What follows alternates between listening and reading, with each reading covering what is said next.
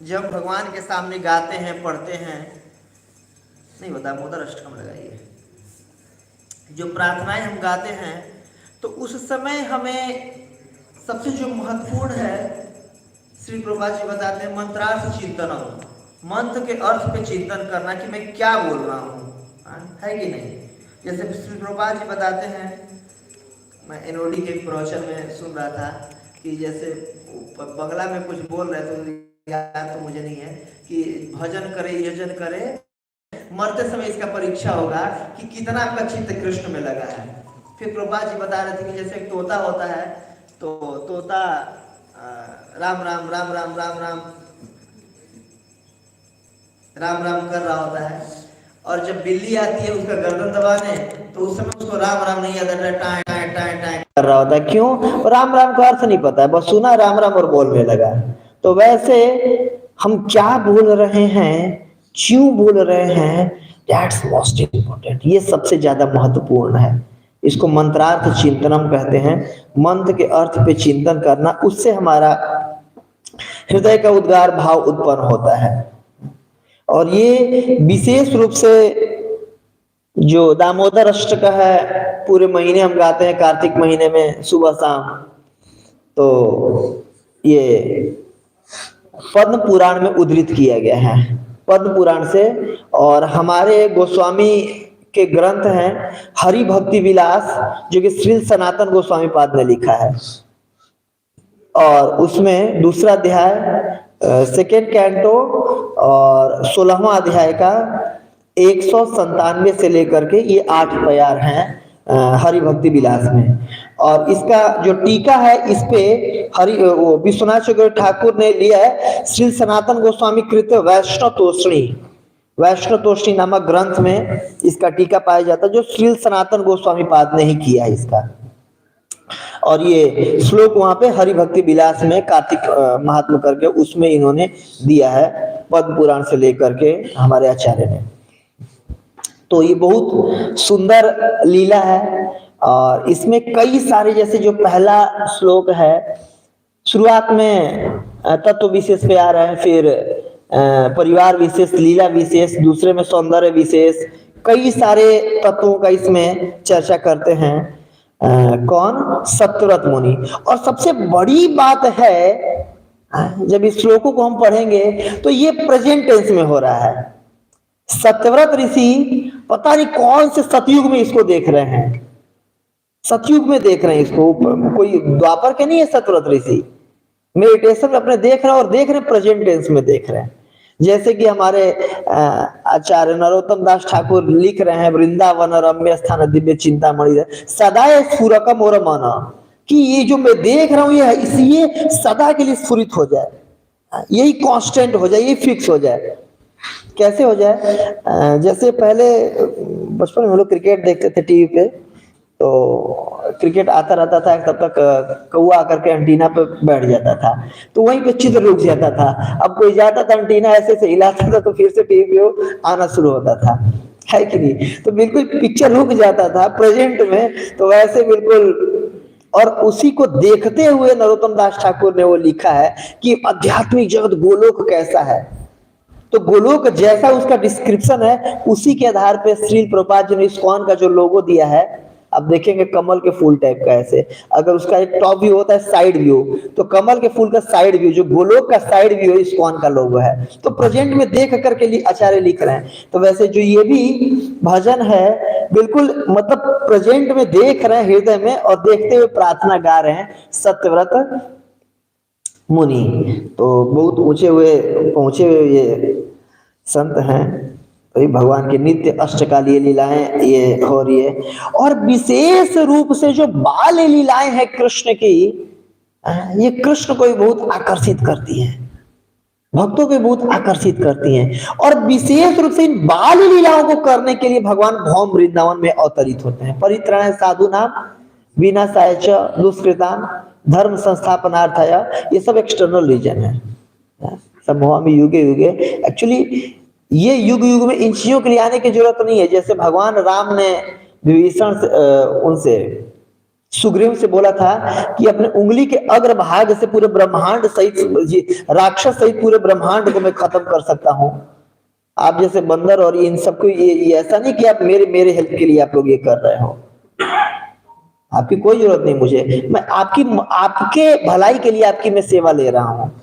तो वैसे ये तीनों कार्य भगवान माया देवी, दुर्गा देवी, सृष्टि स्थिति प्रलय साधन शक्ति रेखा, माया देवी से करवा सकते हैं तीनों, है कि नहीं।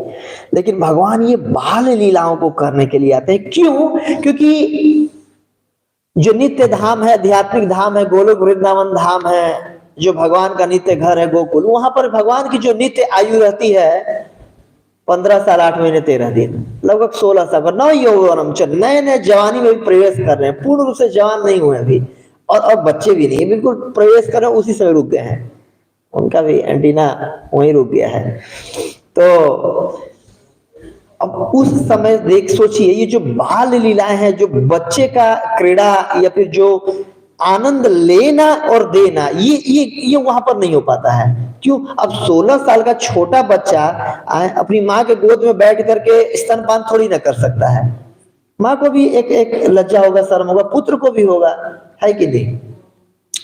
और यह उस उम्र में कोई पकड़ के कान हेट देना या कुछ कर देना ऐसे करके, इसमें यशोदा माता उनको डांट रही है, मरकट बंधु गाली दे रही है ऐसे करके, तो ये वहां पर नहीं हो पाता है। जो बाल लीलाएं विशेष रूप से जो भगवान नंगे घूम रहे हैं दिगंबर वेश में, ये सब कहाँ हो पाता है। तो इन विशेष लीलाओं को करने के लिए, बाल लीलाओं के लिए, ताकि भगवान खुद आनंद ले, और जो वात्सल्य रस के जो भक्तगण है उनको मतलब उनको आनंद का आदान प्रदान करे, उनके साथ प्रदान करे। तो स्वयं आनंद और भक्तों को आनंद प्रदान करना। तो जो इसको बोलने से मतलब ये भागवतम 10 कैंटो शुरू करने से पहले सुखदेव गोस्वामी 9 स्कंद के लास्ट अध्याय 24वां अध्याय बोल रहे हैं कि कलऊ जनस्य माननम शोक ताप तमोनुदह, कि विशेष रूप से जो मैं भगवान का वर्णन करने जा रहा हूं, ये विशेष रूप से कलयुग के लोगों पर दया करके उनके जीवन के शोक ताप तमो उसको हटाने के लिए आए हैं। तो मतलब ये सोचना चाहिए कि हमारे लिए कृष्ण अवतरित हुए थे।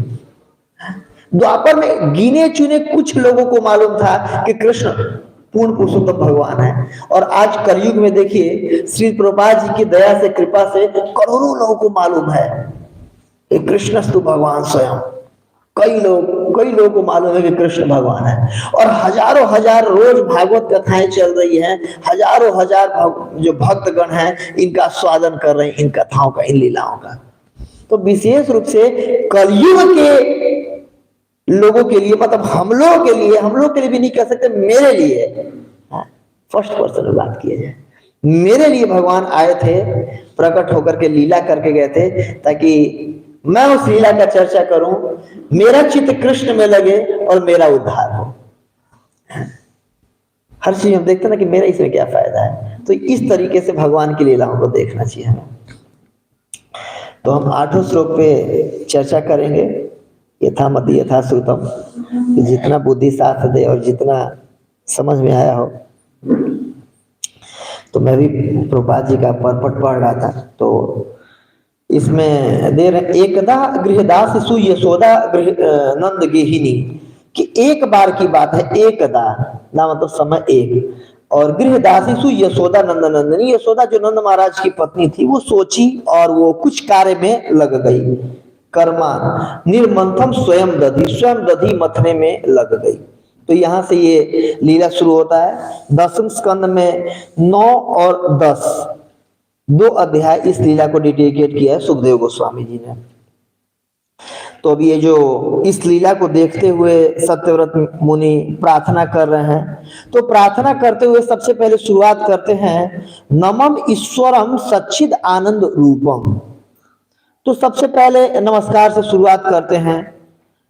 नमः का मतलब क्या होता है? न ममः, कि मेरा इसमें कुछ नहीं, ऑल ग्लोरीज टू यू, न ममः मतलब मेरा इसमें कोई गुणगान नहीं है, आपका गुणगान है, भगवान का गुणगान करें। नमः नमस्कार करते हैं ना, नमस्कार मतलब अपने आप को सरेंडर करना, प्रणाम हम करते हैं तो नमस्कार करना। तो न ममः नमम ईश्वरम, और दूसरा जो शब्द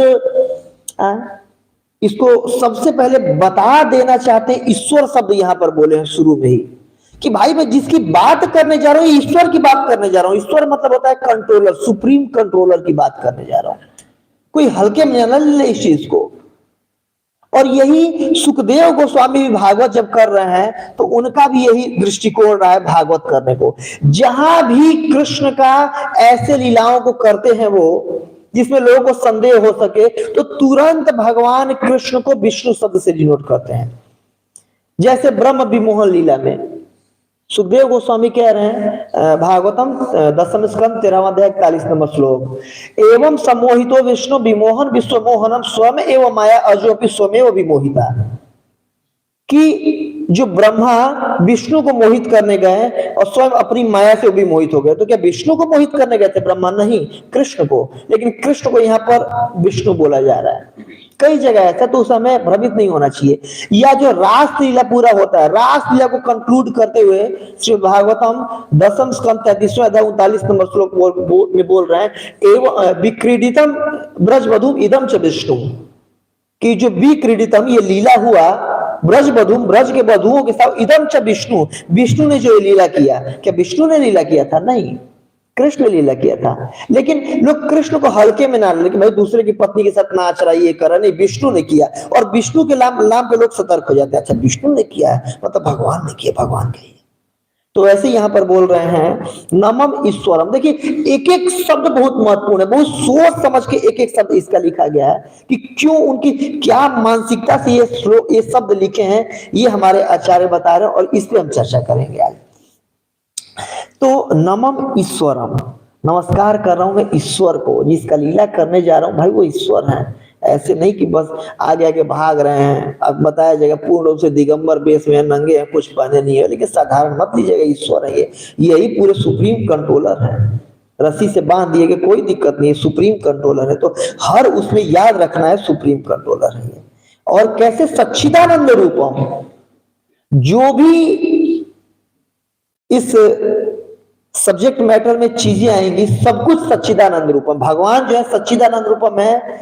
जो भी पात्र एवं घटनाएं हैं, जैसे पहले शक्तिमान आता था, बचपन में हम लोग देते थे तो आता था कि पात्र एवं घटनाएं सब काल्पनिक हैं, इसका किसी उससे कोई संबंध नहीं है। अगर कुछ हो जाए तो इसे मात्र संयोग कहा जाएगा, इसको कोई संयोग नहीं कहा जाएगा, सब कुछ सच्चिदानंद रूपम है।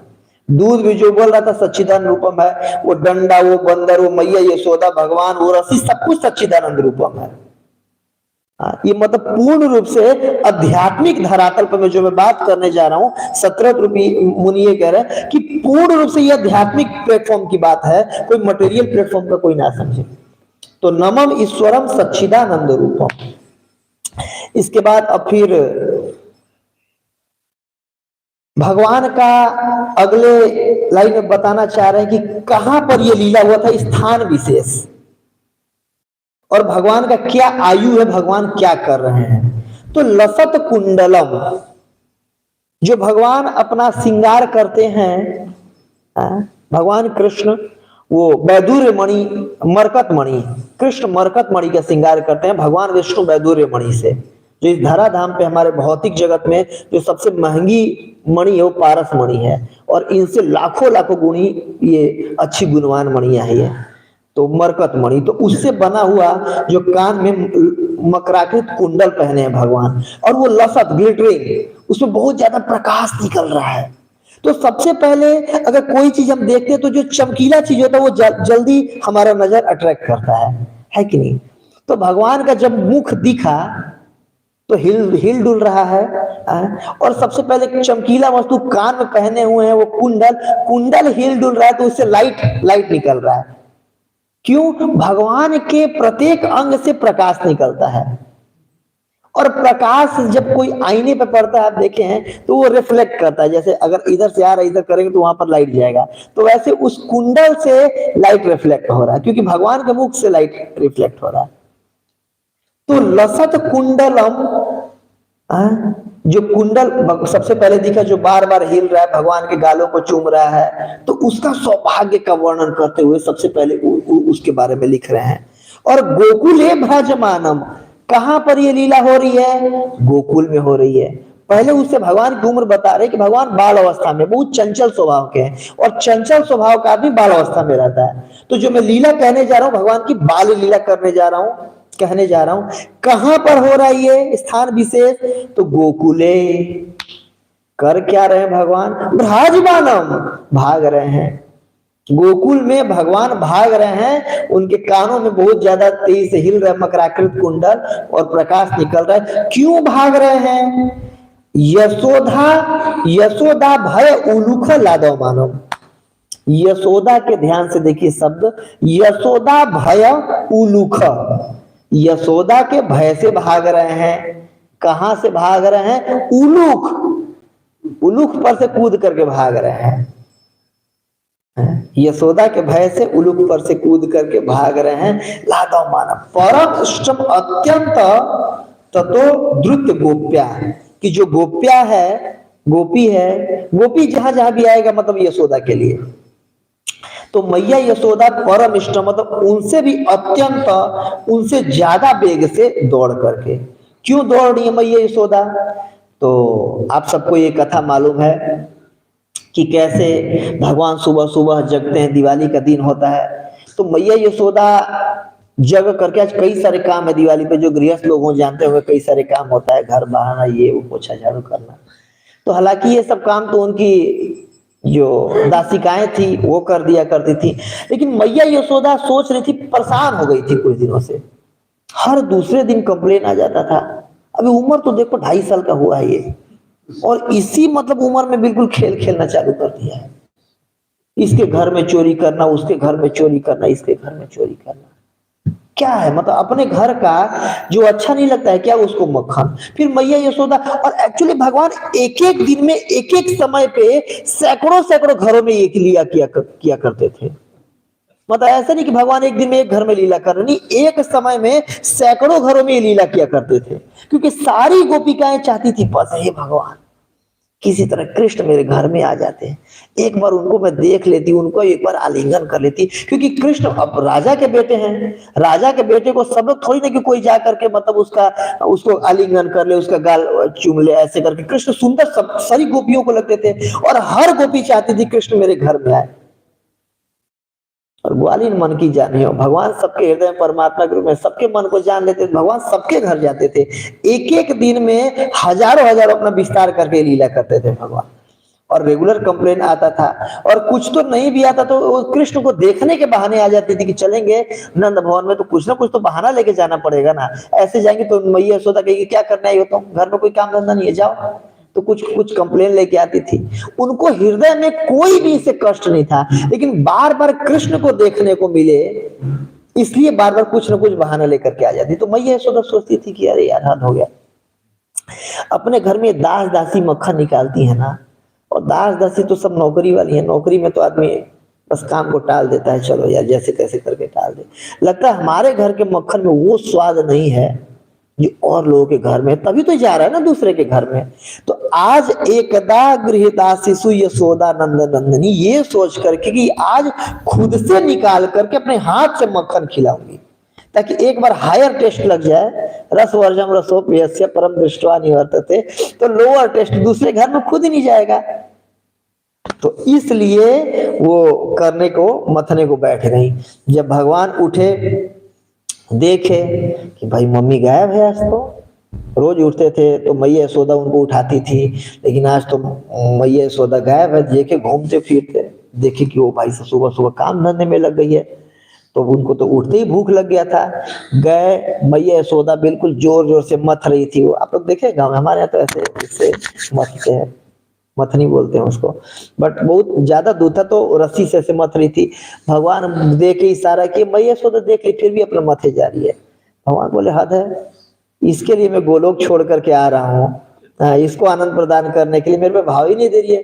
तो भगवान तुरंत पकड़ लिए उसको, किसको? मथनी को। आप उडुपी कृष्ण का वो फोटो देखेंगे, उडुपी कृष्ण में तो भगवान वो मथनी को पकड़े हुए हैं। तो बिल्कुल हैवी मथनी था, जोर से रस्सी से बिल्कुल करके भगवान पकड़ लिए, हिला तक नहीं मथनी। मैया यशोदा को बहुत गुस्सा है कि यार बताओ रोक लिया ऐसे। मैया यशोदा अंदर से खुश भी हुई, बस बस बस हाथ में शक्ति आ रही है इसके, मतलब जो मैं दूध पिला रही हूँ ये काम कर रहा है दूध इस पे, देखो एक हाथ से पकड़ लिया और इतनी भारी मथनी हिली तक नहीं। तो मैया यशोदा खुश भी हो रही है अंदर से, लेकिन ऊपर से काम नहीं करने दे रहा, गुस्सा भी दिखा रही है। तब तक एक मैया यशोदा खड़े होकर कर रही थी, एक पैर उस पे रखते हैं मटके पर, दूसरा कमर पे, और खुद से भगवान चढ़ गए, चढ़ करके स्तनपान करने लगे। और भगवान जब करने लगे तो मैया यशोदा बैठ गई कि ठीक है चलो दूध पिला देती हूँ।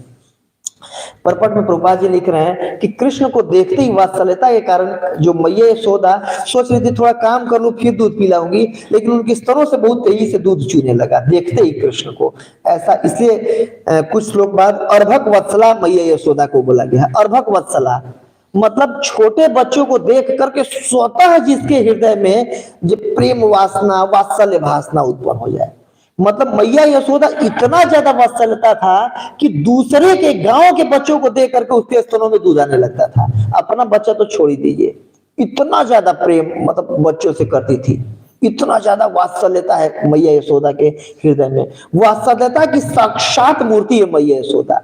अब देखिए 100 साल बाद जब भगवान कुरुक्षेत्र में मिल रहे हैं, भगवान के पुत्र हैं, भगवान के पुत्र के पुत्र है, भगवान के पौत्र भी वहां पर पहुंचे हुए हैं, और उन उतने साल पुराने कृष्ण को देख करके आप लोग पढ़िए भागवत में 42वां चैप्टर में 82 में कि मैया यशोदा अपने स्तनों से पूरा अभिषेक कर देती है कृष्ण का।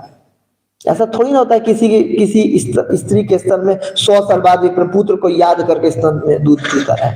नहीं, मैया यशोदा का कितना ज्यादा वात्सल्यता होगा कृष्ण के प्रति। तो ये है, तो मैया यशोदा दूध पिलाने तब तक वो दूध उफलने लगा। आप सबको ये कथा पता है। मैया यशोदा उठाई कृष्ण को रख दी, रख करके चली गई। तो क्योंकि वो दूध भी सोच रहा था कि ओ ये दूध पिए जा रहे हैं, नहीं इनका प्यास खत्म होने वाला है, ये प्यास है बड़ी है। और ना मैया यशोदा का दूध खत्म होने वाला, क्योंकि सब कुछ सच्चिदानंद रूपम, सब कुछ इसमें चिन्मय है। आध्यात्मिक जगत का प्यास है भगवान का, और मैया यशोदा का आध्यात्मिक जगत का दूध है। ना वो दूध खत्म होने वाला है, ना इनका भूख मिटने वाला है। तो उसको लगा कि जब इन्हीं का दूध पी करके पेट भर जाएगा तो मेरा क्या काम रह जाएगा। मैं इतना मेहनत करके उत्पन्न हुआ हूं, उस 9 लाख गायों में 100 गायों को चुन करके दूध निकाल करके 10 गायों को पिलाया जाता था। उन 10 गायों का दूध दू करके एक गाय को पिलाया जाता था, और विशेष रूप से उन 10 गायों को घास खिलाया जाता था। तो पद्म गंधा उनके शरीर से और दूध से पद्म मतलब कमल की खुशबू निकलती थी, वो दूध कृष्ण को पिलाया जाता था, उसका मक्खन कृष्ण को खिलाया जाता था। तो दूध को लगा यार मेरे बनने के लिए कई सैकड़ों गायों का दूध बलिदान चढ़ाए, बताओ। और अगर कृष्ण का पेट उससे भर जाएगा तो मेरे जीवन का क्या फायदा। और अगर मेरा जीवन कृष्ण के सेवा में नहीं लग पाया तो जीने का क्या फायदा। इसलिए वो निकल निकल करके आग में गिरने लगा, सुसाइड करने लगा। मानो कि अब तो जीवन अब कोई यूज होने वाला नहीं है, इससे अच्छा कि मर ही जाना अच्छा है। तो उसको देख करके मैया यशोदा गई बचाने के लिए, दूध को निकालने के लिए। और वो कृष्ण को इसलिए छोड़ गई कि गर्म दूध है, अंगीठी पे काम करने जा रही हूं आग पे, कहीं बच्चे को कुछ हो ना जाए इसलिए। और इसके बाद फिर 5वें नंबर श्लोक में लिख रहे हैं कि इस चीज को देख करके नकली गुस्सा और नकली आंसू। अब कृष्ण अपना ओठ को ऐसे लिखा हुआ है इसमें परपट में कि करते हुए भगवान को लगा कि बताओ हद बेइज्जती है, मेरे से ज्यादा कीमती वो दूध था। इसको भक्तों को आनंद प्रदान करने के लिए मैं आया हूं, गोलोक छोड़ करके आया हूं, और मेरे को उठा करके जमीन पे रख के बेइज्जती करके चले गए दूध बचाने के लिए। 5 लीटर दूध चला ही जाता, 9 लाख गाय, करोड़ों कुंटल दूध हो रहे हैं। तो उनको लगा कि अब मेरी बेइज्जती हुई है, बदला लेना चाहिए, मेरे को दुख हुआ है, मैया को भी दुखी करना चाहिए। अब तो दुखी मैया कैसे होगी। तो मटका पे नजर गया। वो मटका बाप दादे के जमाने का था, बिल्कुल घी पिया हुआ था। आप लोग को पता नहीं होगा, मटके में पहले घड़ा में रखा जाता था घी, तो घी डालिएगा 1 किलो तो आधा किलो तो वही पी जाता था, सोख जाता था। फिर दोबारा डालिएगा तो पूरा घी निकलेगा, लेकिन शुरू में घड़ा भी घी सोखता है, चिकना हो जाता है। वो चिकना घड़ा हो गया है, इन तो कुछ भी बात करो कुछ नहीं पल्ले पड़ने, चिकने खड़े हैं। मतलब उसमें पानी का बूंद डालिएगा छलक जाएगा, इतना घी पी लिया हुआ था वो। तो बाप दादा के जमाने का, तो उसको अगर इसको तोड़ूंगा तो मैया को दुख होगा।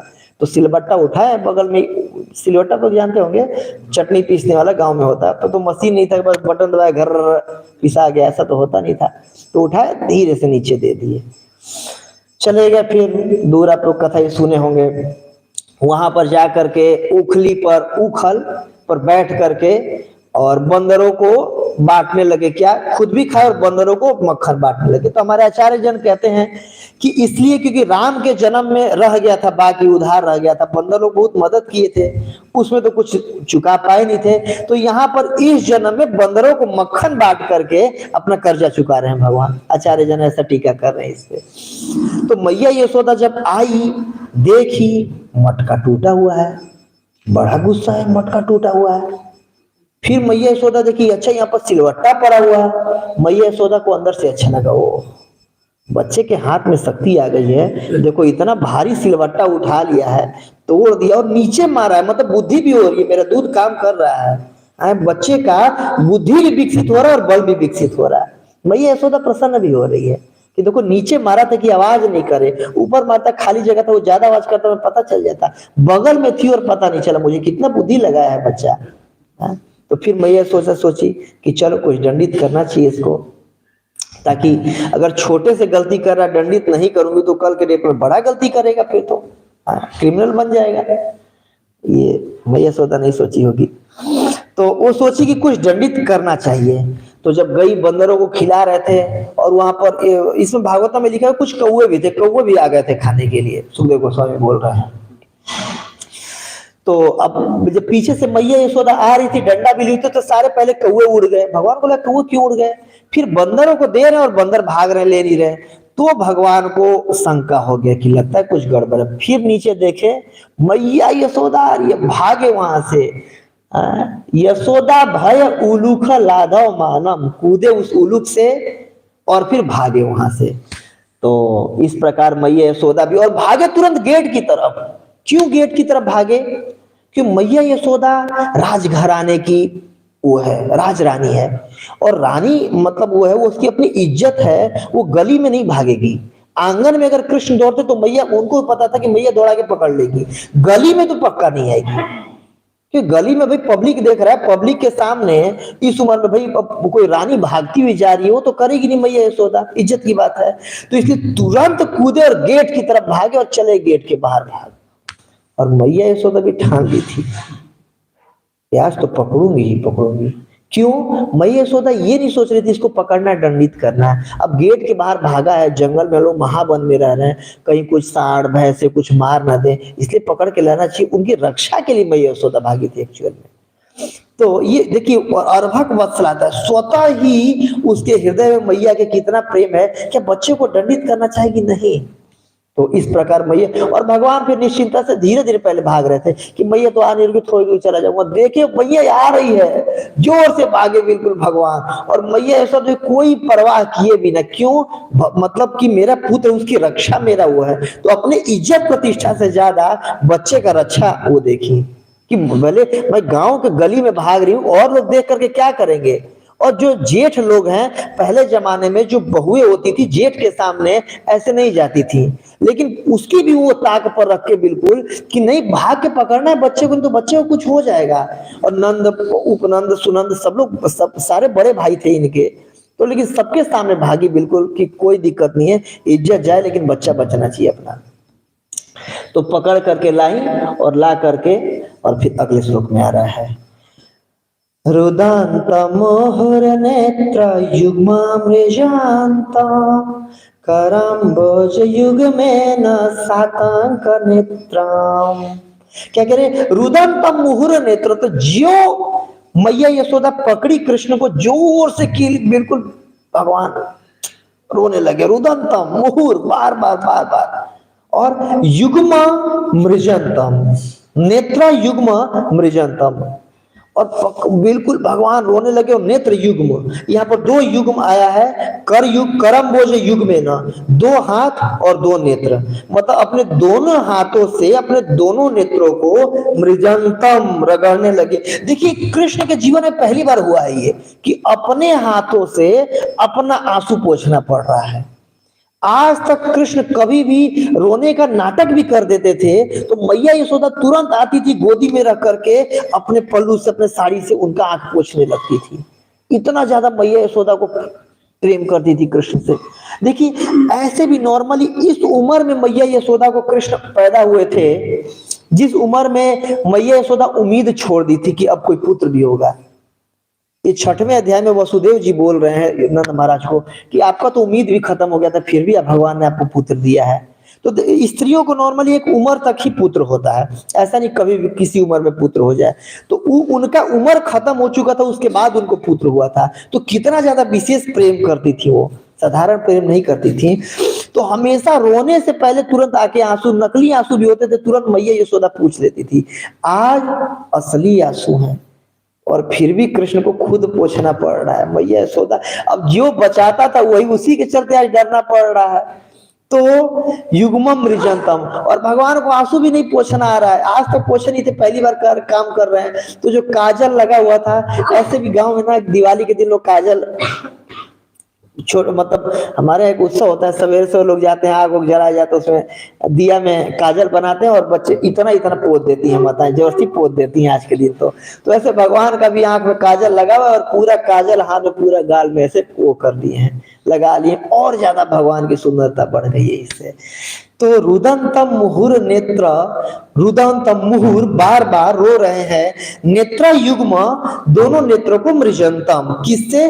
करम बोझ युग्मे न, दोनों हाथों से, सातंक नेत्रम, और जो भगवान के नेत्र हैं आतंकित हैं। एक होता है कि मतलब डरे हुए नहीं, आतंकित लिख रहे हैं यहाँ पर, टेरर, बिल्कुल भयभीत कि अब जैसे होता है ना कि टेररिज्म, कभी भी गोली मार दिया जाए किसी को बिना बात के, तो ऐसे बिल्कुल आतंकित है, भयभीत है, बहुत ज्यादा डरे हुए हैं भगवान के नेत्र। और बार बार मुहु श्वास कंपत्र रेखांक कंठ, मुहु बार बार श्वास कंपित हो रहे हैं। जैसे कोई बच्चे का रोते हैं, बिल्कुल सिसकिया लेकर के ऐसे ऐसे कर सांस ले लेके भगवान बिल्कुल रो रहे हैं, आंखों में से आंसू आ रहा है, बिल्कुल मुहुर कंपित। तो त्रिरेखांक, जो 3 रेखाओं वाला, जैसे शंख आप लोग देखे हैं, शंख में नीचे देखिए 1 2 3 रेखा होती है, या अंदर भी देखिएगा जो इसके नाभि के ऊपर 3 रेखाएं होती है, आप लोग देखिएगा ध्यान से शंख में। तो शंख के जैसा त्रिरेखा युक्त भगवान का गर्दन है। त्रिरेखांक कंठ, जो कंठ में 3 रेखाओं का मोतियों का माला है, स्थित ग्रह गर्दन पे जो स्थित है, वो बार बार हिल रहा है, पूरा सकिया लेके रो रहे हैं। अब सोच रहे भगवान रोऊंगा ज्यादा तो छोड़ देगी, मैं भी मैया को दया आ जाएगी, आज क्यों दया आने जाए मैया को। और देखिए वही भगवान मैया यशोदा से बार बार रो रहे हैं। यही भगवान भागवतम के 3रे स्कंद में क्या बोल रहे हैं? मद भयात वाति वातो अयम सूर्य तपति मद भयात वर्षति इंद्रो दहति अग्नि मृत्यु शर्ति मद भयात, कि मेरे भय से मद भयात वाति वातो अयम, जो हवा चल रहा है, जो भी दूषित हो गया है, हालांकि वो मेरे भय से हवा चल रहा है। सूर्यास्तप्ति मद भयात, मेरे भय से सूर्य सुबह सुबह आकर के अपने टाइम से सलामी मारते हैं। वर्षति इंद्रो, इंद्र जो वर्षा करते हैं मेरे भय से करते हैं। मृत्यु चरति मद भयात, मेरे भय से मृत्यु के देवता अपना काम करते हैं। और वही भगवान साक्षात भयभीत हो रहे, किससे? मैया यशोदा के छोटे से डंडे से। इसीलिए कुंती महारानी श्रीमद् भागवतम प्रथम स्कंद 8वें अध्याय में बोल रही है कि सामा विमोहयति, ये लीला मुझे विमोह। और मैया कुंती महारानी भी वही थी, अपने भाभी के यहाँ गई हुई थी, तो देख रही और उनके सामने ये लीला हो रहा है, तभी तो प्रार्थनाओं में बोल रही है भागवतम में पहले स्कंद के 8वें अध्याय में कि ये विमोहयति, ये लीला मेरे को मोहित कर रहा था कि ऐसे कैसे हो सकता है। तो इस प्रकार भगवान बहुत डर गए हैं और मैया यशोदा ला करके उलूक में बांध दी। क्यों उलूक में बांधी? क्योंकि चोरी में, मक्खन की चोरी में वो उलूक साथ दिया था, उसी पे चढ़ करके वो छीका उतारे हुए थे। तो चोरी में साथ दिया हो, इसलिए दोनों को दंड मिलना चाहिए, तो उलूक से बांधी थी। इसलिए आगे कहते हैं इसमें ये 1 श्लोक और ऊपर का आधा श्लोक, ये 1.5 श्लोक में लीला विशेष ली है। फिर से अब तत्व की बात करेंगे। इति दृश्यलीला भीरानंद कुंडे स्वघोषम निमंजंतम आख्यापयंतम, इति दृक् स्वलीला भी आनंद कुंडे। ये स्वलीला अपनी नित्य लीलाओं को दिखा करके आनंद के कुंड में डुबो रहे हैं भगवान अपने नित्य भक्तों को। बिल्कुल ये स्वलीला बार बार भगवान के साथ भक्तों के साथ कर रहे हैं, उनको आनंद प्रदान करने के लिए आनंद के बिल्कुल कुंड में डुबो दिए हैं। जैसे मान लीजिए किसी को पीना अच्छा लगता हो और बिल्कुल उसको कुंड ही दे दिया जाए, जाओ जितना तैरना इसमें तैरो, इतने पियो, बिल्कुल आदमी कितना मस्त हो जाएगा, पी करके मत रहेगा फिर भी तैरता रहेगा, पीता रहेगा। वैसे ही आनंद कुंडे, कुंड बिल्कुल दे दिया, आनंद का कुंड, जितना बिल्कुल आनंद लो। और ये ऐसा आनंद है कि और आनंद लेने की इच्छा बढ़ती जाएगी। आनंदम बुद्धिवर्धनम प्रतिपदम पूर्णामृत स्वादनम। आध्यात्मिक आनंद ऐसा होता है कि जितना लेते हैं और आनंद लेने की इच्छा बढ़ती जाती है। भौतिक आनंद ऐसा होता है थोड़े लेने के बाद मन भर जाता है, तो ये आध्यात्मिक आनंद है, इसलिए आनंद कुंडे। इति दृक् स्वलीला, ये दिखा करके, इति मतलब ये जो लीला में बात की है उसका दृक् दिखा करके, स्वलीला अभिरामम कुंडे, ये मन को अच्छा लगने वाला है और आनंद के कुंड में डुबोधित करने वाला है। स्वघोषम निमंजनतम आक्षेपयंतम, स्वघोष कर देना चाहते हैं भगवान। जैसे गीता में कह रहे हैं कि कौन्तेय प्रतिजानी न मे भक्ता प्रयासति, हे कुंती पुत्र निडर होकर घोषणा कर दो मेरे भक्तों का नाश नहीं होता।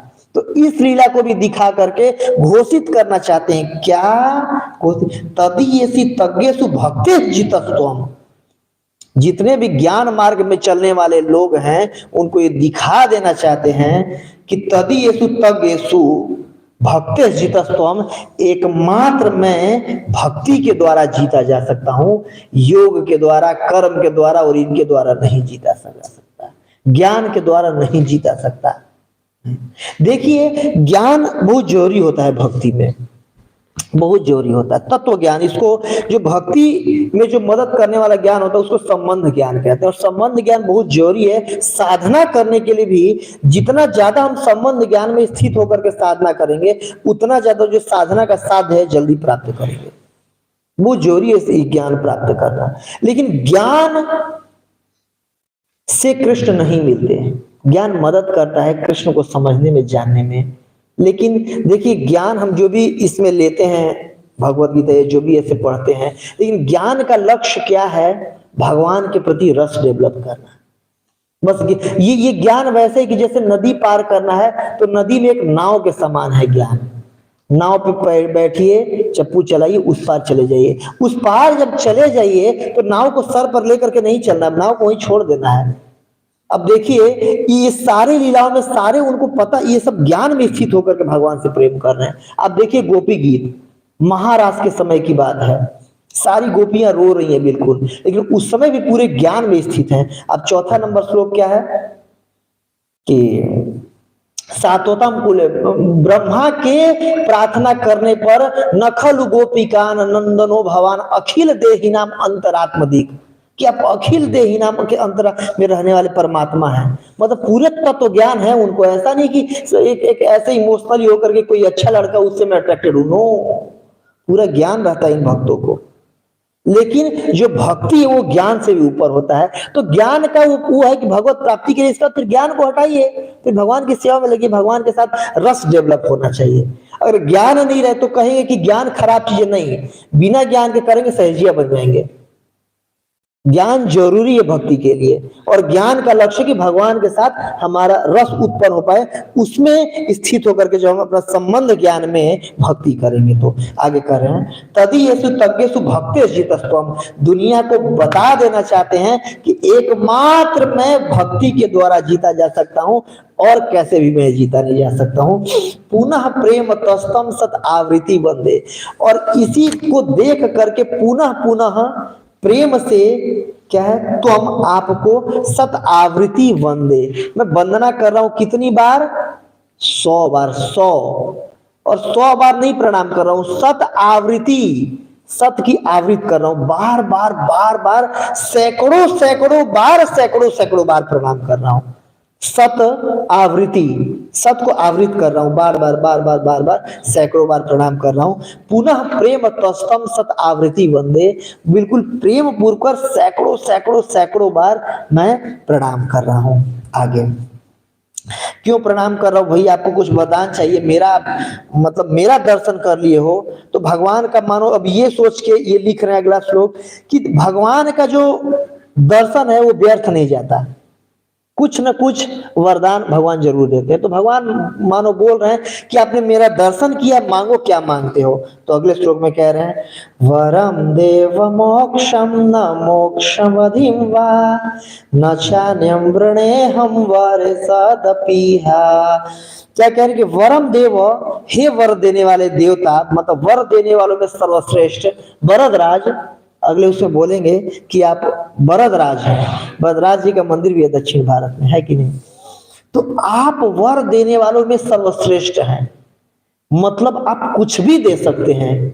तो मानो भगवान कहते हैं कि मुक्ति ले लो, न मोक्षम, मुक्ति नहीं चाहिए। मतलब कौन सी मुक्ति? सायुज्य मुक्ति नहीं चाहिए। अच्छा, सायुज्य मुक्ति नहीं लेना चाहते हो, वैकुंठ में जाना चाहते हो, मतलब सालोक्य, साष्टी, सामीप्य और सायुज्य, ये मुक्ति चाहिए? नहीं, न मोक्षम अवधि वाह मतलब अथवा, ना ये मुक्ति चाहिए ना वैकुंठ में मुझे वास चाहिए, कुछ भी नहीं, कुछ भी नहीं चाहिए। मुक्ति नहीं चाहिए, वैकुंठ में वास चाहिए ना ना ना ना, कुछ भी नहीं चाहिए।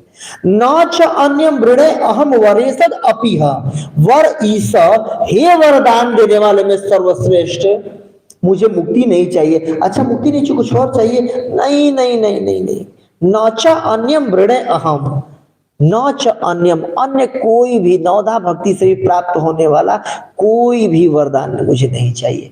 अहम वरेश अपि इह, कि आपको लग रहा है ये सब चाहिए, तो हे वरदान देने वालों में ईस, मुझे कुछ भी नहीं चाहिए। तो भगवान मानो बोल रहे हैं कि नहीं नहीं नहीं, देखो अगर मैं वरदान नहीं दूंगा तो लोग क्या कहेंगे। बताओ, बेचारा सत्यव्रत, भगवान का दर्शन भी हो फिर भी उसको कुछ नहीं मिला। अगर ये शर्मा करके नहीं मांगा, जैसे कई बार हम लोग रिश्तेदारी में जाते हैं कहीं ना, तो अब मन भूख भी लगा रहता है, खाना भी चाहते हैं, कई लोगों को देखा गया है, लेकिन शर्मा के नहीं नहीं रहने दीजिए, रहने बस बस रहने दीजिए, अब मन कर रहा होता है दे दे तो अच्छा रहेगा, खा जाओ। तो वैसे मान लो सत्रह तुम शर्मा रहे हो, ना मांग रहे हो, या बचपन में कहीं हम लोग रिश्तेदारी में जाते थे, पैसा मतलब रिश्तेदार लोग जेब में रखते थे, मना करते थे नहीं नहीं नहीं, मन होता तो दे देते तो मेला देखने काम आता, ऊपर से मना करते थे, है कि नहीं। तो वैसे मानो भगवान सोच रहे हैं कि अरे ऊपर से मान लो मना कर रहे, अंदर से मन हो, तो इसे बोला अच्छा ठीक है, आपका देने का मन ही है, तो इदम देव पुरनाथ गोपाल बालम सदा में मनस्य विरस्तम की मन ने। तो क्या चाहिए? इदम ते, इदम देखिए, इदम दिस प्रेजेंट टेंस में लिख रहे हैं कि जिसको मैं देख रहा हूं, इदम ते सहतौते, आपका वपुर नाथ, हे नाथ जो आपका ये वपु है, शरीर है, इदम ते वपुर नाथ गोपाल बालम, जो आपका गोपाल बाल का वपु है, ये शरीर है। इदम ते वपुरनाथ गोपाल सदा में मनस्य विरास्तम की मन ने, जो मैं भी देख रहा हूं आपका बाल गोपाल रूप को, यही बस मेरे एंटीने पे कौआ बैठ जाए, टीवी यही रुक जाए और सदा बस यही बाल स्वरूप आपका मैं देखता रहूं, जाके हिलाऊं इन्हीं एंटीने को। तो वही बोल रहे हैं कि सदा में मनस्य विरास्तम किम अन्य, इसके अलावा किम अन्य, अन्य वर्ष से मुझे लेना देना ही क्या है। अब जिसको चाहिए होगा उसको चाहिए होगा, मुझे तो कुछ नहीं चाहिए। क्या चाहिए? बस ये आपका बाल गोपाल का जो स्वरूप है, जो मैं भी देख रहा हूं, यही सदा के लिए मेरे हृदय में बस जाए, यही मैं सदा देखता रहूं। कौन सा बाल गोपाल का विशेष रूप से कौन सा स्वरूप आपको चाहिए, मानो भगवान पूछ रहे हैं। तो अगला श्लोक बोल रहे हैं, इदम ते मुखाम्भोजम अत्यंत नीले ऋतम कुंतल स्निग्ध रक्तस्य गोप्या। ये उस समय का चिंतन कर रहे हैं जब मैया यशोदा गोदी में लेकर के भगवान को दूध पिला रही थी। तो भगवान उनके वात्सल्यता को बढ़ाने के लिए, भगवान उस समय छोटे से हैं, कुछ दांत निकले हुए, सारे दांत अभी निकले नहीं है, तो मैया यशोदा का स्तन पीना छोड़ करके देख करके मैया यशोदा का मुख और मुस्कुरा देते थे थोड़ा सा, ताकि मैया यशोदा को और ज्यादा वात्सल्य बढ़ जाए। अब नॉर्मली देखिए छोटे बच्चे बहुत सुंदर लगते हैं, सब नॉर्मली भी छोटे बच्चे बहुत सुंदर लगते हैं, और छोटे बच्चे में भी कृष्ण हो कितने सुंदर लगते होंगे। और कृष्ण भी हैं, हर एक माँ को अपना बेटा सुंदर लगता है, चाहे कैसा भी हो। अगर अंधा भी हो तो मेरा बेटा राजा बेटा, मंत्री बेटा तो कभी होता ही नहीं है, हर माँ का बेटा राजा बेटा होता है, अच्छा ही बेटा होता है, सुंदर लगता है। और वो माँ अगर यशोदा माँ हो, कितना ज्यादा सुंदर लग रहे होंगे। और वो कृष्ण, और ऊपर से अपनी लीलाएं करके उनके और आनंद को बढ़ा रहे हैं। अब भगवान देख करके मुस्कुरा देते थे। देखिए इसमें आया है, इदम ते मुख अम्बोजम, अम्बुद कमल, इदम ते मुखाम्बोजम अत्यंत निलय, बिल्कुल डार्क ब्लूइश कांति का भगवान का मुख कमल है।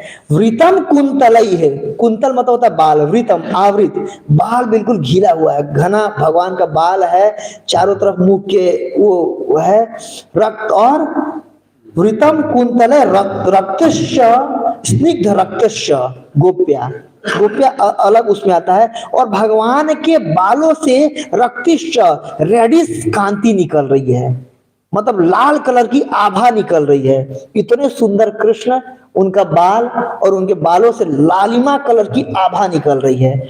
और मुहुचुंबितम बिंबरक्तधरम में मनस्य विरास्तम अलम लक्ष्य लाभय। बार बार जब इतना सुंदर भगवान मुख देख रही है तो मुहुचुंबितम, बार बार उनके मुख को मैया यशोदा चुंबित कर रही है। किसको? मुहुचुंबितम बिंब, बिंब आप लोग देखे हैं, कुंदरू देखे? कुंदरू पहले हरा होता है, कुंदरू पक के लाल हो जाता है, तो कुंदरू फल के जैसे छोटे छोटे लाल लाल। अधरम मुहुचुंबितम बिंब, बिंब रक्त अधरम, रक्त के जैसे अधर, मतलब लाल रंग के उनके ओठ हैं, छोटे छोटे ओठ हैं भगवान के। अब मैं दिखाता हूं आपको बिंब फल। हाँ ये देखिए, दिख रहा है ये कुदरू, पका हुआ कुदरू है। तो ये बिंब फल की भांति भगवान के, मैं भी सोच रहा था कैसे होता है, तो गूगल से निकाला। लाल लाल छोटे छोटे ओठ हैं, और भगवान ऊपर से देख करके मुस्कुरा दे रहे हैं, और भगवान के पूरे शरीर से रक्तिम कांति निकल रही है, रक्तश, और ऊपर से लाल। उसको देख के बार बार बार बार यशोदा माता का वत्सलता भगवान बढ़ाना चाहते हैं, और बार बार मुहुष चुंबितम, बार बार उनके मुख को चूम रही है मैया यशोदा। तो इसलिए फिर कह रहे हैं मनस्य विरास्तम अलम लक्ष्य लाभ है, बस मनस्य विरास्तम, अभिरास्तम, मन को अभिराम करने वाला। देखिए मैया यशोदा के मन को विराम हो रहा है, कृष्ण के मन को विराम हो रहा है, सत्यव्रत मुनि के मन को विराम हो रहा है, और जितने हम लोग सुन रहे हैं हमारे भी मन को अच्छा लग ही रहा है। तो मनस्य विरास्तम अलम, बस ये अलम सफिशियंट है। लक्ष्य लाभ है, लाखों प्रकार का और कोई वरदान मुझे नहीं चाहिए, जिसको चाहिए होगा मांगना होगा मांग ले, मुझे बस मैं इसी से संतुष्ट हूं। अलम मतलब पूर्ण रूप से मैं संतुष्ट हूं, यही बस मेरे हृदय में प्रकाशित होता है, और कुछ नहीं चाहिए। जब ये मांग लिए तो अगले श्लोक में भगवान उनको लग रहा है कि ओह मैं कितना बड़ा चीज मांग लिया, मेरी हैसियत क्या है, मैं एक साधारण सा जीव, कामी क्रोधी लोभी मोही, सब हर सड़ विकार मेरे हृदय में है, कोई मेरी हैसियत नहीं, मैं कितना बड़ा चीज मांग लिया। तो अपना दैन्यता को प्रदर्शित करते हुए अगला श्लोक बोल रहे हैं। मानो उनके मन में ये लगा कि ऐसा कृष्ण सोचे तुम्हें पता है तुम कौन हो और मैं कौन हूं, मांग रहे हो मेरी ये नित्य लीला तुम्हारे हृदय में आती रहे, अब देख करके मांगना चाहिए ना। तो फिर अगला श्लोक बोल रहे हैं, और अगले श्लोक में बिल्कुल रिक्वेस्ट कर रहे हैं, गिड़गिड़ा रहे हैं। जैसे कोई भिखारी होता है रोड पे, आप लोग बड़े बड़े लोग हैं गाड़ियों में घूमते होंगे, तो नॉक करने के आके लिए खटखटाते हैं, और वो बिल्कुल दे दो दे दो, 3 दिन से कई माताएं बच्चे लिए रहती हैं, 5 दिन से खाया नहीं है बिल्कुल, फिर भी जिंदा, लेकिन दे दो दे दो दे दो मांग रही होती हैं, मतलब दिखाना चाह रही हैं कि आपके हृदय में कुछ करुणा आ जाए। अब वही मान लो कोई भिखारी हो, आपका रेड लाइट पे गाड़ी रुके, और बगल में मर्सिडीज से वो भी उतरे, कॉलर खड़ा किया, नॉक करे, जरा जी दियो 500 का नोट दियो जरा, देखा कोई, भाई साहब तुम भिखारी हो कड़वे मांग रहे हो। तो ऐसे अब जब मांग लिया तो मिल ही जाए, इसलिए अपनी दैन्यता इसे प्रदर्शित कर रहे हैं। और विशेष ये श्लोक है, देखिए जैसे कोई भिखारी होता है, बोलता है प्लीज प्लीज प्लीज कृपा करके दे दो भगवान के नाम पे, अल्लाह के नाम पे, बुद्ध के नाम पे, जिसके नाम पे देना है दे दो जो भी है। तो इसमें बार बार भगवान का नाम ले रहे हैं, और इस श्लोक में भगवान का 6 नाम लिए हैं प्रार्थना के साथ, ध्यान से देखिए। नमो देव दामोदर अनंत विष्णु, प्रसिद्ध प्रभो दुख जाला विमग्न, आएगा कृपा भी।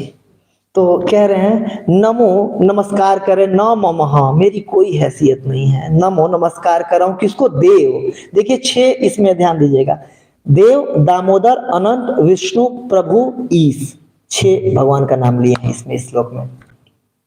और 6 जो भगवान का नाम है अलग अलग प्रयोजन से लिए हैं, ऐसा नहीं कि बस तुक्का में कई सारा नाम ले लिए हैं। हर शब्द का इसमें क्यों यही शब्द बोल रहे हैं, नमो देव, दामोदर, अनंत, विष्णु। अभी समय नहीं है तो उसके बाद में चर्चा करेंगे हम, एक आध वो कर रहे हैं। विष्णु इसलिए बोल रहे हैं कि आप सर्वव्याप्त हो, मतलब आपको सब कुछ मालूम है, सर्वव्याप्त हो। अनंत, अनंत इसलिए बोल रहे हैं कि मैं बिल्कुल तुच्छ हूं, मैं बिल्कुल गिरा हुआ हूं, मेरी कोई हैसियत नहीं है।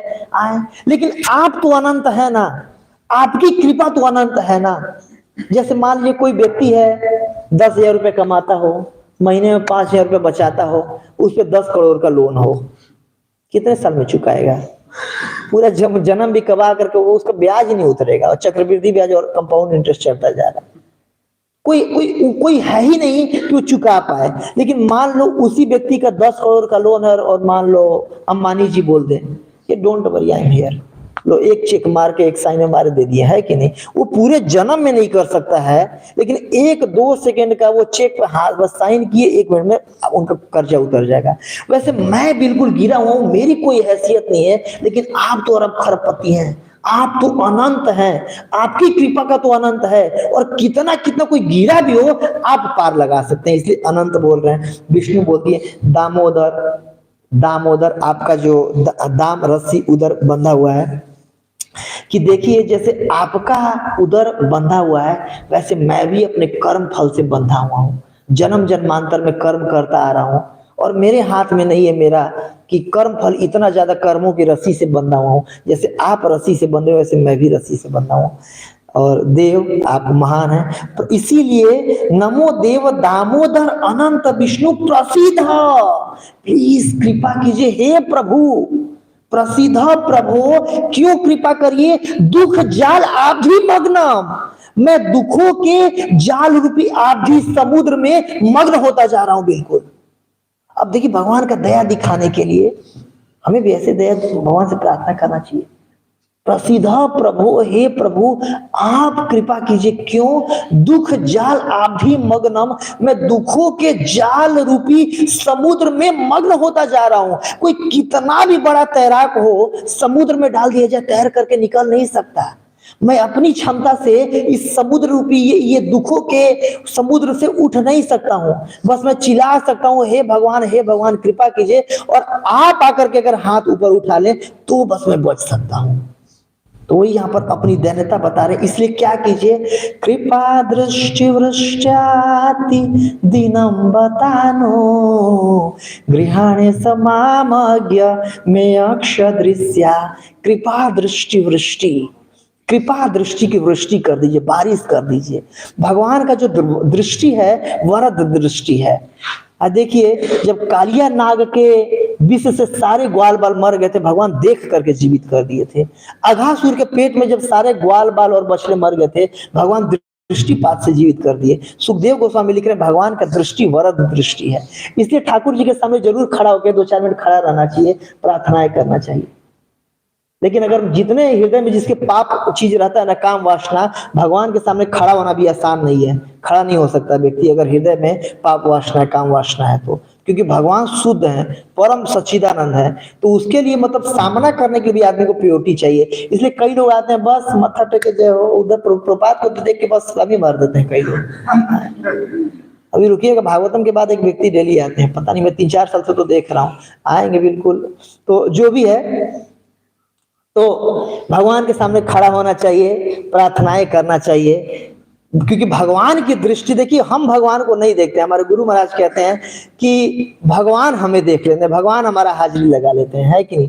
सुबह सुबह जगन्नाथ जी हाजिरी सबका लगा लेते हैं। तो कृपा दृष्टि वृष्टिया अति दीनम वत अनु, मैं आपके अनुगत हूं, और क्या है, कृपा दृष्टि की बारिश की, क्यों वृष्टि, अति दीनम, अति बिल्कुल दीन हूं, भिखारी हूं, धक्के खा रहा हूँ, रोड पे हूँ, बिल्कुल बिल्कुल गरीब हूँ, कोई मेरा मतलब लाचार हो, कोई मेरा वो नहीं है। इसीलिए कृपा दृष्टि वृष्टिया अति दीनम वत, दीनवत मतलब गरीब भिखारी समझ करके कि चल यार ये खाए बिना मरा, ले ले 10 रुपया ले ले, दया आ जाए। तो इस दया से कृपा करके मेरे पे दया का बारिश कर दीजिए। आप बारिश चाहिए, छोटा सा मुझे नहीं, इतना ज्यादा पापी हूं मैं, इतना ज्यादा कर्म बंधन में फंसा हुआ हूं कि मतलब मेरे को अच्छे मात्रा में आप कृपा कीजिए और अपने अनुगत बना लीजिए। गृहाण ईस, जो 6वां शब्द है ईस, हे कंट्रोलर, आप मालिक हैं इसलिए ग्रहण कर लीजिए। हालांकि मैं ग्रहण करने लायक नहीं हूं, मैं इस मेरा अपना हैसियत नहीं है,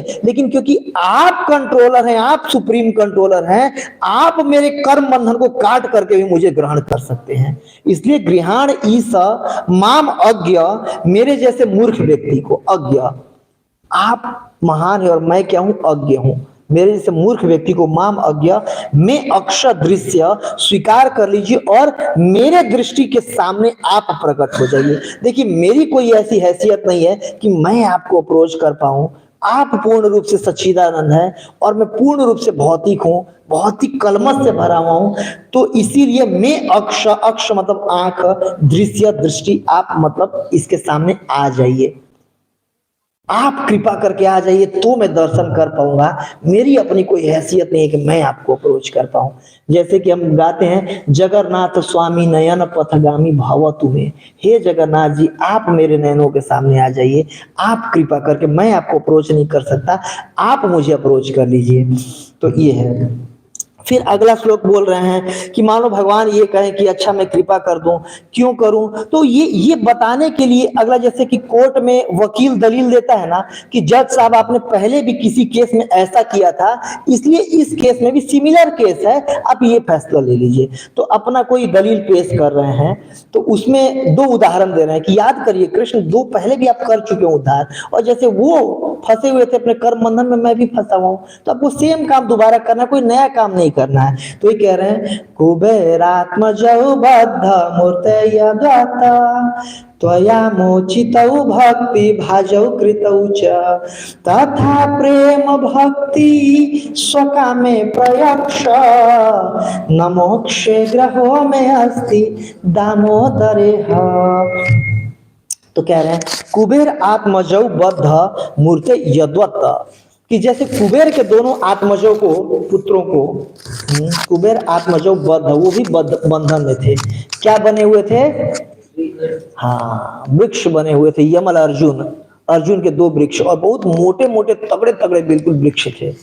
तो कुबेर आत्मजौ बद्ध मूर्ति यद्वत त्वया मोचित, तो आपने उनको मोचित किया, और मोचित ही नहीं किया, भक्ति भाजौ कृतौ च मतलब तथा, अपने शुद्ध भक्ति से विभाजन कर दिया। देखिए वो भी जैसे 1 नंबर के, मतलब जैसे मैं हूं पापी आदमी हूं, वो भी मेरे जैसे ही थे। उदाहरण दे रहे हैं कि सेम सेम कंडीशन था। वो भी जब मंदाकिनी में नग्न स्नान कर रहे थे, नग्न 2 युवतियों के साथ, नारद मुनि जब आ गए तो देख के नारद मुनि को भी उन्होंने कपड़ा नहीं पहना, ऊपर से नारद मुनि पे गुस्सा कर रहे थे। बताओ इस साधु को इतना अकल नहीं है, यहीं पर हमारा ये नहाने का जगह यहाँ पर क्यों आ गया, इसको पता नहीं कि हम यहाँ पर क्रीड़ा कर रहे हैं, ढीठ बन के खड़े रहे। तभी नारद मुनि श्राप दिए और साथ में उनका ज्ञान भी दिए कि आपको पता भी हमेशा रहेगा कि क्यों आप ये पेड़ के उसमें योनि में आए हो। ये विशेष उनके पेड़ों का ये खास बात था। तो जैसे आपने कुबेर के आत्मजों को, वो भी बद्ध थे कर्म बंधन में मेरे जैसे, जैसे उनको छुड़ाया और भक्ति दे दिया, वैसे सेम काम आप दोबारा कर दीजिए। तथा प्रेम भक्ति स्वकाम में प्रयक्ष, मुझे भी वही प्रेमा भक्ति आप प्रदान कीजिए। न मोक्ष ग्रहों में अस्थित दामोदर, न मोक्ष ग्रहो, मैं कोई प्रकार का मोक्ष मुझे नहीं चाहिए, मैं ग्रहण नहीं करना चाहता ये दामोदर, और भक्त में अस्ति, मुझे कोई मुक्ति की कामना नहीं है। आप शुद्ध भक्ति जैसे उनको दिए हैं वैसे मुझे दीजिए। अब आखिरी श्लोक, नमस्ते स्तुधाम्ने सूरदीप्ति धाम्ने त्वदि उदरायस्त विश्वस्ते धाम्ने नमो राधिकायै त्वदीय प्रियायै नमो नंतलीलाय देवाय तुभ्याम इसमें नमो अनंत नमस्ते अस्तु धाम ने उस रस्सी को प्रणाम कर रहे। रस्सी का खास बात देखिए, आप लोग जो गांव में अगर रहे होंगे तो आइडिया होगा, जो ग्वाले होते हैं अहीर लोग, तो अपने एक रस्सी लिए रहते हैं जो गाय का पिछला पैर बांधने की, उसको छान बोलते हैं हमारे भाषा भोजपुरी में, न्याड़ा बोलते हैं। जो भी है, पतला रस्सी होता है कि गाय दूहते समय लात ना मार दे, दूध ना गिर जाए, है कि नहीं। तो पिछले पैर को छान करके और गठी मार करके तब उसको दूहते हैं। तो वही पतला सा रस्सी था जिससे मैया यशोदा ने उनका कमर बांधा था। हाँ? और देखिए वही उखल को भगवान करते हुए ढगराते हुए पीछे से ले गए, उसके बीच में फंसाए और फंसा करके धीरे से खींचे। और वो जो दोनों वृक्ष थे वो 10,000 साल पुराने वृक्ष थे, देवताओं के 10,000 साल पुराने थे। वो नए कोई वृक्ष नहीं थे, वो पता नहीं कितने युग से वहीं पर पड़े हुए थे। और मोटे मोटे वृक्ष हो गए थे, मतलब एक एक यहाँ से लेकर सोचिए उतने पिलर, इतने मोटे मोटे वृक्ष हो गए थे, मोटे मोटे वृक्ष थे वो, और पूजे जाते थे पूरे उसमें। और भगवान उनमें फंसा करके उस काठ के उखल को खींच दिए। ना उखल टूटी, ना कमर टूटा, ना रस्सी टूटा, और दोनों प्रेम टूट गए। देखिए कितनी वो साधारण रस्सी, इतनी भक्ति बद्ध मैया यशोदा के वात्सल्य प्रेम से वो बंधे हुए थे, वो रस्सी से नहीं बंधे थे। जो तीसरे श्लोक में वो कह रहे सतमुनि, इतना मतलब पतले से रस्सी से मोटा सा पेड़ टूट गया। इसीलिए सबसे पहले उस रस्सी को प्रणाम है, नमस्ते अस्तु धाम ने, पहले उस रस्सी को प्रणाम करो। सूर्यदीप्ति धाम ने साधारण रस्सी नहीं, उसमें बिल्कुल चिन्मय रस्सी है वो।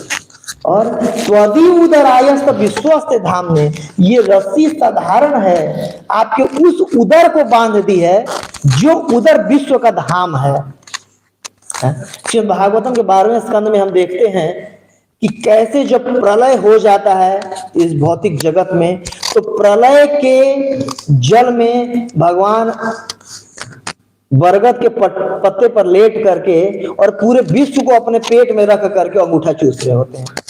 आता है गोविंद दामोदर स्तोत्र में, कराल बिंदे न पदार बिंदम मुखार बिंदे न विनिवेशयन्तम बटस्य पत्रस्य पुटे शयानम बालम मुकुंदम मनसा स्मरामि। क्या कह रहे हैं? करार बिंदे न पदार बिंदम, कर अरविंद से, हाथों से, पदार बिंदम, पद अरविंद को, मुखार बिंद में, मुख कमल में, मतलब हस्त कमल से चरण कमल को मुख कमल में विनिवेशयन्तम, विनिवेश कर रहे हैं। और बटस्य पत्र से सुपुटे शयानम, बरगद के पत्ते पर लेटे हुए हैं, बाल मुकुंदम मनसा स्मरामि।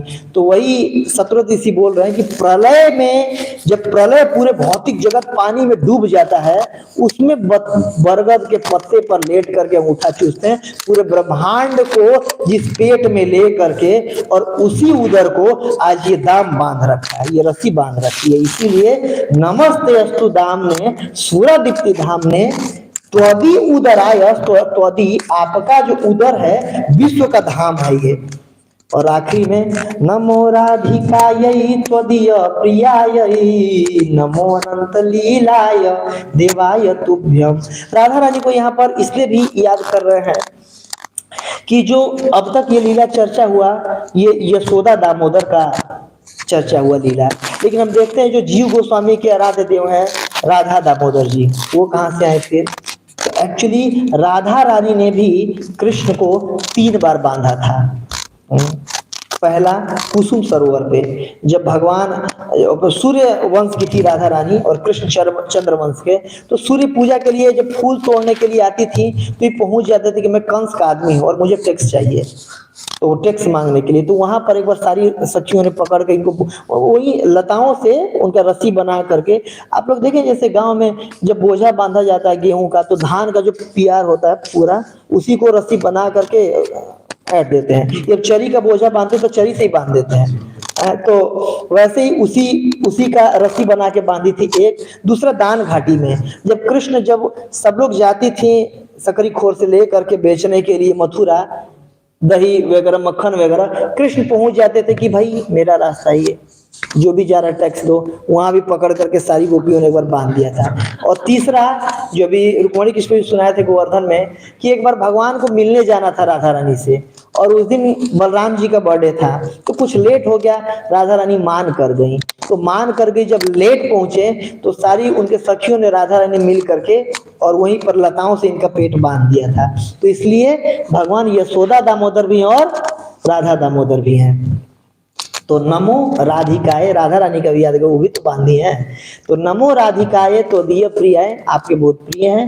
नमो अनंत लीलाय देवाय तुभ्यम, अनंत लीला करने वाले हे भगवान तुभ्यम नमः, कि नमस्कार से शुरुआत कर रहे हैं, नमस्कार पे खत्म कर रहे हैं। जैसे कुंती मारी अपने प्रार्थना को नमस्ते पुरुषम त्वाद्यम ईश्वर प्रकृति परम, नमस्कार से शुरू कर रही है और आखिरी में नमस्कार पे खत्म करती है, इसमें भी वही है, नमो अनंत लीलाय देवाय तुभ्यम।